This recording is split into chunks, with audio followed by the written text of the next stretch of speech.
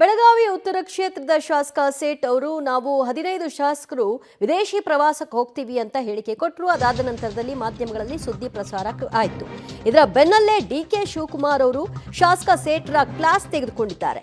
ಬೆಳಗಾವಿಯ ಹನುಮಾನ್ ನಗರದಲ್ಲಿರುವ ಆಸಿಫ್ ಸೇಠ್ ಮನೆಗೆ ಹೋದ್ರು. ಬೆಳಗಾವಿಯ ಸಿಪಿಎಡ್ ಮೈದಾನದಲ್ಲಿ ತನ್ನ ಕಾರ್ನಲ್ಲೇ ಕೂರಿಸಿಕೊಂಡು ಸುಮಾರು 15 ನಿಮಿಷಗಳ ಕಾಲ ಚರ್ಚೆ ನಡೆಸಿದ್ದಾರೆ.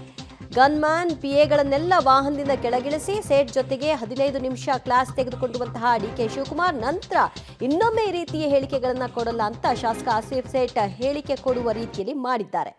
15 ಜನ ಶಾಸಕರು ನಾವು ದುಬೈ ಪ್ರವಾಸಕ್ಕೆ ಹೋಗ್ತೀವಿ ಅಂತ ನಿನ್ನೆ ಹೇಳಿಕೆ ಕೊಟ್ಟಿದ್ರು.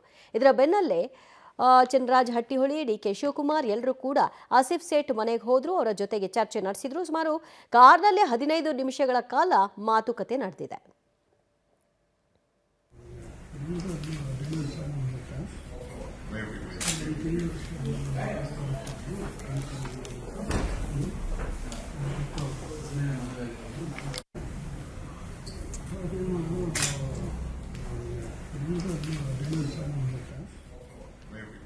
ಬೆಳಗಾವಿ ಉತ್ತರ ಕ್ಷೇತ್ರದ ಶಾಸಕ ಆಸಿಫ್ ಸೇಠ್ ಅವರು ನಾವೆಲ್ಲರೂ ಕೂಡ ಒಂದು 15 ಶಾಸಕರು ಜೊತೆಯಾಗಿದ್ದೀವಿ, ನಾವೆಲ್ಲ ದುಬೈ ಪ್ರವಾಸಕ್ಕೆ ಹೋಗ್ತೀವಿ ಅಂತ ಹೇಳಿದ್ರು.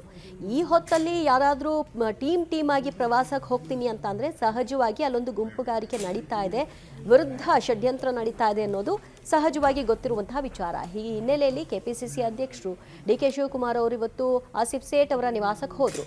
ಯಾಕಿಂತ ಹೇಳಿಕೆಗಳನ್ನ ಕೊಟ್ಟು ಗೊಂದಲ ಸೃಷ್ಟಿ ಮಾಡ್ತೀರಿ? ಇದರ ಅವಶ್ಯಕತೆ ಏನು? ಈಗಾಗಲೇ ಹೈಕಮಾಂಡ್ ತಾಕೀತು ಮಾಡಿಲ್ವಾ? ಇದಾದ ನಂತರವೂ ಕೂಡ ಈ ರೀತಿಯಾದಂತಹ ಮಾತುಗಳನ್ನ ಮುಂದುವರಿಸ್ತಾ ಇರೋದು ಏನು ಮೆಸೇಜನ್ನು ಕೊಡ್ತಾ ಇದೆ? ಅದರಲ್ಲೂ ಕೂಡ ಬಹಿರಂಗವಾಗಿ ರೀತಿ ಮಾತಾಡೋ ಅವಶ್ಯಕತೆ ಏನು? ಮಾಧ್ಯಮಗಳಲ್ಲಿ ವಿಷಯ ಬಿತ್ತರಾಗಿದೆ. ಈ ಕೂಡಲೇ ಇದನ್ನು ನಿಲ್ಲಿಸಬೇಕು ಅಂತ ತಾಕೀತು ಮಾಡಿದ್ದಾರೆ.